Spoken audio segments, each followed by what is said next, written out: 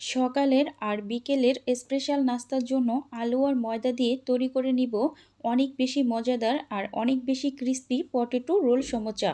আসসালামু আলাইকুম everyone, welcome to Sonia cooking and ব্লগে আপনাদের সবাইকে আমন্ত্রণ জানাচ্ছি নতুন আরও একটি রেসিপি দেখার জন্য। ঘরে থাকা অল্প কিছু উপকরণে একদম ঝটপটভাবে তৈরি করে নিতে পারবেন এই পটেটো রোল সমোচাগুলো।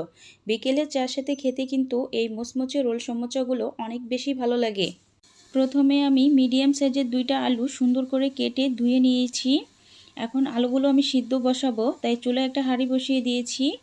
আলুগুলো ধুয়ে রেখেছিলাম ওইগুলো আমি অ্যাড করে দিলাম। এখন এটা বলক উঠে গেছে, তাই একটা খুন্তি দিয়ে আমি নেড়ে দিচ্ছি।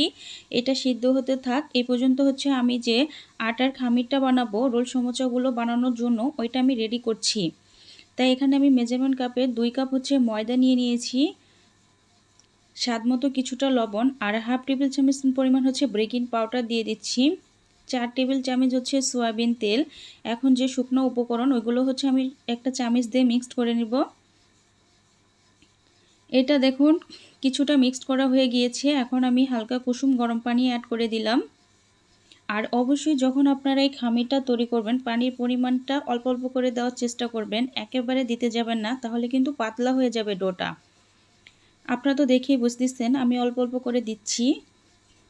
এখন চামচটা আমি তুলে নিব, হাত দিয়ে সুন্দর করে আমি পারফেক্ট একটা খামির বানিয়ে নিব। আর খামিরটা যেন নরমও না হয় শক্তও না হয়, মিডিয়াম করে নিতে হবে। আমার রেসিপিটি যদি কোথাও একটুখানি ভালো লাগে তাহলে প্লিজ একটা লাইক দিবেন। দেখুন ডোটা আমার মাখা হয়ে গিয়েছে, তাই এটা আমি রেস্টে রেখে দিব 10 থেকে 15 মিনিটের জন্য। আপনাদের হাতে যদি কম থাকে সময় তাহলে 5 মিনিট রাখলেও হবে।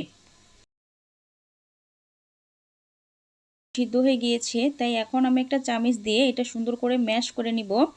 আর অবশ্যই যখন আপনারা রোল সমোসাগুলো বানাবেন এটা আলু ভর্তা করে যেভাবে ওইভাবে ভালো করে পেস্ট করে নিতে হবে। এটা আমার ম্যাশ করা হয়ে গিয়েছে। এখন আমি এটার ভিতরে এক এক করে উপকরণগুলো দিয়ে দিব।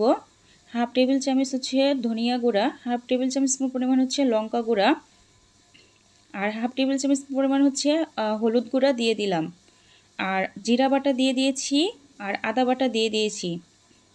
এগুলো আপনারা যখন এগুলো বানাবেন কম বেশি করে দিয়ে দিবেন, তাতে কোনো সমস্যা নেই। চামচটা আমি তুলে নিচ্ছি হাত দিয়ে। এখন সুন্দর করে আমি মেখে নিব। ধনেপাতা কুচি করে রেখেছিলাম ওইটাও আমি অ্যাড করে দিলাম আলু ভর্তার ভিতরে। আর এই সব ইনগ্রিডিয়েন্টস দেওয়ার ফলে না আপনি যখন রোল সমোসাগুলো বানাবেন খেতে কিন্তু ভালো লাগবে আর সুন্দর একটা ফ্লেভার আসবে। তো এটা তো আমার রেডি। স্বাদমতো কিছুটা লবণও দিয়ে দিলাম। এটা একটা সাইডে আমি রেখে দিব। যে খামিরটা আমি বানিয়েছিলাম ওইটা এখন হাত দিয়ে আবার একটু স্প্রেড করে নিব। দেখুন কতটা সফট হয়ে গিয়েছে। তাই আমি ফ্রিতে করে এটা স্প্রেড করে নিচ্ছি। এটা গোল করে আমি প্যারা বানিয়ে নিব আর এটা দিয়ে বড় করে একটা রুটি বেলে নিব। ওপরে কিছুটা কর্নফ্লাওয়ার দিয়ে দিলাম। আর আপনাদের হাতের কাছে যদি কর্নফ্লাওয়ার না থাকে তাহলে ময়দা দিলেও কোনো সমস্যা নেই।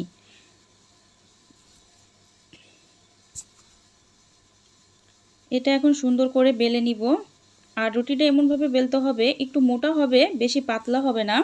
এটা আমার বেলা হয়ে গিয়েছে, তাই একটা সেমি প্লেটে আমি তুলে নিয়েছি। যেহেতু অনেকটা বড় হয়ে গিয়েছে তাই আমি একটা ছুরি দিয়ে মাঝখান থেকে 4টা ভাগ করে নিচ্ছি।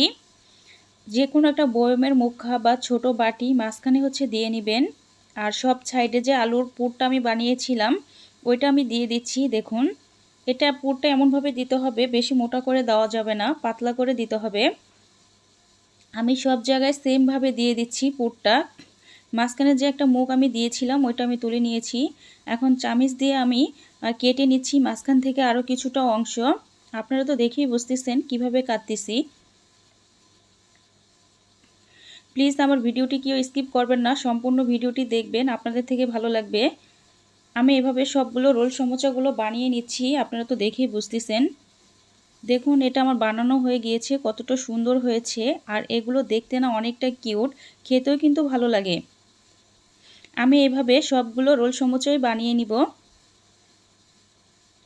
সবগুলো আমার বানানো রেডি। দেখতে যতটা সুন্দর হয়েছে আমার থেকে কিন্তু খুবই ভালো লাগে এই নাস্তার রেসিপিটি, স্ন্যাক্স। এগুলো এখন আমি ফ্রাই করতে চলে যাব। তাই চুলায় একটা প্যান বসিয়ে দিয়েছি। প্যানটা যখন গরম হয়ে যাবে তখন আমি তেল দিয়ে দিব। আর তেলটা যখন হালকা কুসুম গরম হবে তখন আমি এক এক করে নাস্তাগুলো দিয়ে দিব। এটা এখন এক পাশ হয়ে গিয়েছে, তাই সমোচাগুলো হচ্ছে আমি উল্টিয়ে দিচ্ছি একটা খুন্তির সাহায্যে। আর যখন এই সমোচাগুলো আপনারা ভাজবেন অবশ্যই চুলার আঁচটা মিডিয়াম টু লো আঁচে রাখবেন, তা না হলে কিন্তু উপরে হয়ে যাবে, ভিতরে কিন্তু ক্রিস্পি ভাব বা খাস্তা ভাবটা আসবে না। এভাবে উল্টিয়ে পাল্টিয়ে সবগুলো রোল সমোচা আমি ভেজে নিব। দেখুন এগুলো ভাজা হয়ে গিয়েছে, তাই আমি তেল থেকে ছেঁকে তুলে নিচ্ছি সবগুলো রোল সমোচা। আর আমার রেসিপিটি যদি কোথাও ভালো লাগে তাহলে প্লিজ শেয়ার করে দিবেন আর লাইক কমেন্ট তো করবেন। তো অলমোস্ট আমার রোল সমোসাগুলো কুক করা ডান। আপনারা তো দেখেই বুঝতেছেন কতটা সহজভাবে আমি আপনাদের সাথে শেয়ার করেছি। আর দেখতে যতটা ইয়াম্মি, খেতে কিন্তু মাশাল্লাহ খুবই ভালো লাগবে। আশা করি আমার আজকের রেসিপিটি আপনাদের থেকে অনেক বেশি ভালো লেগেছে। আপনারা এভাবে বাসায় ট্রাই করবেন। আর হ্যাঁ, খেয়ে কেমন লাগলো কমেন্ট করতে ভুলবেন না কিন্তু। এখন একটা রোল সমোসা আপনাদের হাতে নিয়ে দেখাচ্ছি। দেখুন কতটা সুন্দর মতো হয়েছে। এখন এটা আমি আপনাদের ভেঙে দেখাচ্ছি, ভিতরটাও অনেকটা সুন্দর হয়েছে। আর এটা কিন্তু আপনারা সসের সাথে খেতে পারেন বা চার সাথেও সকাল বিকালে নাস্তা হিসেবে খেতে পারেন, খুবই ভালো লাগবে। Thank you for watching my video. Okay, আল্লাহ হাফেজ।